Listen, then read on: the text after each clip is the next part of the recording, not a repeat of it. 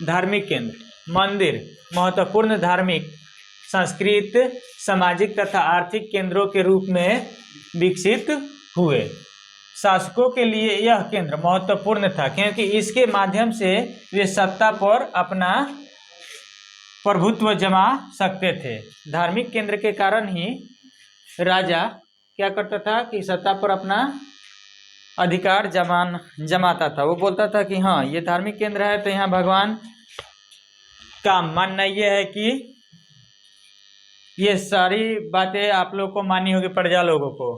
तो उसी के कारण ये क्या करता था कि अपने सत्ता पे प्रभुत्व बनाए रखता था। विजयनगर के शासक भगवान विरूपाक्ष की ओर से शासन करने का दावा करते थे। जो विजयनगर के शासक थे वो भगवान विरूपाक्ष की ओर से शासन करने का दावा करते थे। राजा बोलता था कि हाँ विरूपाक्ष भगवान का मानना है कि हमें ही यहाँ पे क्या करना है, शासन, और यहाँ की सारी व्यवस्थाएं हमें ही देखना है। यह अरबी शब्द सुल्तान जिसका अर्थ राजा होता है। सुल्तान क्या है? अरबी शब्द है जिसका अर्थ क्या होता है? राजा। अगर इसे संस्कृत में अनुवाद किया जाए, इसमें संस्कृत में अनुवाद किया जाए तो इसका शाब्दिक रूप में इसका अर्थ था हिंदू सुल्तान। हिंदू सुल्तान। गजपति। गजपति क्या है? अब गजपति का शाब्दिक अर्थ हाथियों का स्वामी होता है। गजपति का शाब्दिक अर्थ क्या होता है? हाथियों का स्वामी। 15वीं शताब्दी में उड़ीसा की एक शक्तिशाली शासक वंश गजपति के नाम से जाने जाते थे। 15वीं शताब्दी में उड़ीसा का एक शासक था जो किसके नाम से जाना जाता था? गजपति के नाम से जाना जाता था। अश्वपति और नरपति। अश्वपति क्या है? नरपति क्या है?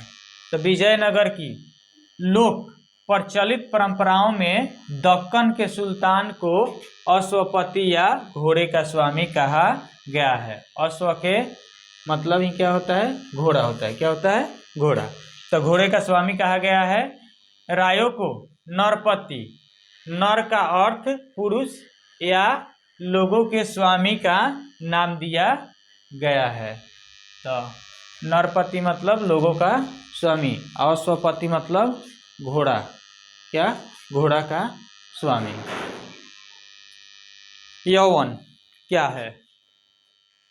यौवन शब्द संस्कृत भाषा का एक शब्द है। इसका प्रयोग यूनानियों और उत्तर पश्चिमी से उपमहाद्वीपों में आने वाले अन्य लोगों के लिए किया जाता है। जो लोग यूनान से या उत्तर पश्चिम से आते हैं उनको ही क्या बोला जाता है? यौवन बोला जाता है। अमर। अमर शब्द का अभिभाव मान्यता अनुसार संस्कृत भाषा के शब्द समर से हुआ है जिसका मतलब बुद्ध होता है। युद्ध, जिसका मतलब क्या होता है? युद्ध मतलब लड़ाई होता है। अमर का मतलब क्या होता है? लड़ाई होता है।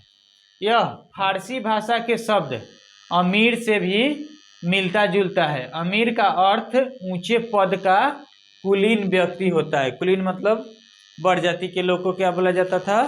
कुलीन वर्ग बोला जाता था।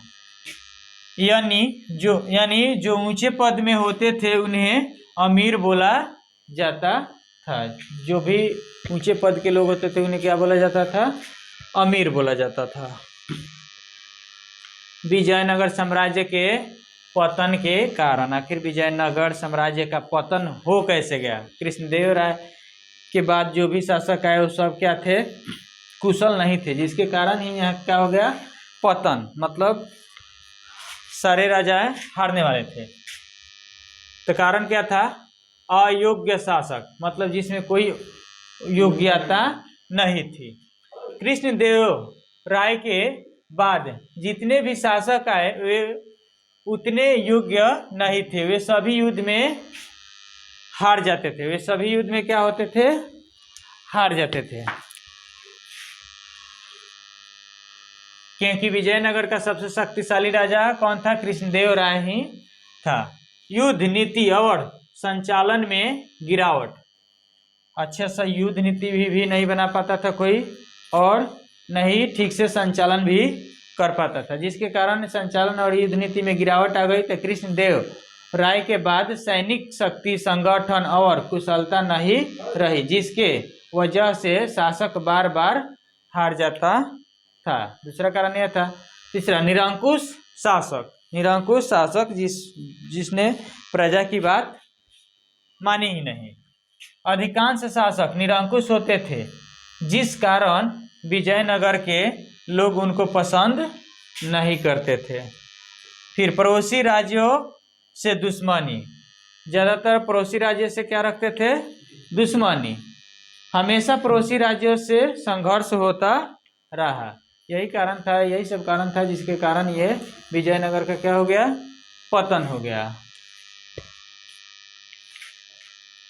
मंदिरों, महलों और बाजारों का अंकन। मंदिर, मस्जिद और बाजार का अंकन। तो 20वीं शताब्दी में विजयनगर का संरक्षण भारतीय पुरातात्विक सर्वेक्षण और कर्नाटक पुरातात्विक एवं संग्रहालय विभाग द्वारा किया गया। पूरे विजयनगर का निरीक्षण।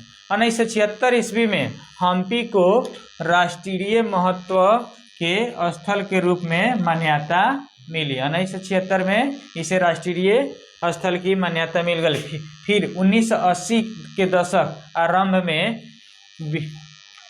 विविध प्रकार के अभिलेखन प्रयोग से व्यापक तथा गहन सर्वेक्षण के माध्यम से विजयनगर से मिले भौतिक अवशेषों के सूक्ष्मता से प्रलेख की एक महत्वपूर्ण परियोजना की शुरुआत की गई। लगभग 20 साल के काल में पूरी दुनिया के दर्जनों विद्वानों ने इस जानकारी को इकट्ठा और संरक्षित करने का काम किया। इसका पहला चरण यह था कि पूरी दुनिया को 25 वर्गाकार भागों में बांटकर वर्णमाला के अक्षर द्वारा इंगित करना, फिर इस खंडों को छोटे छोटे वर्गों में बांट देना। तो पूरा विजयनगर का पुरातात्विक विद खोज किए।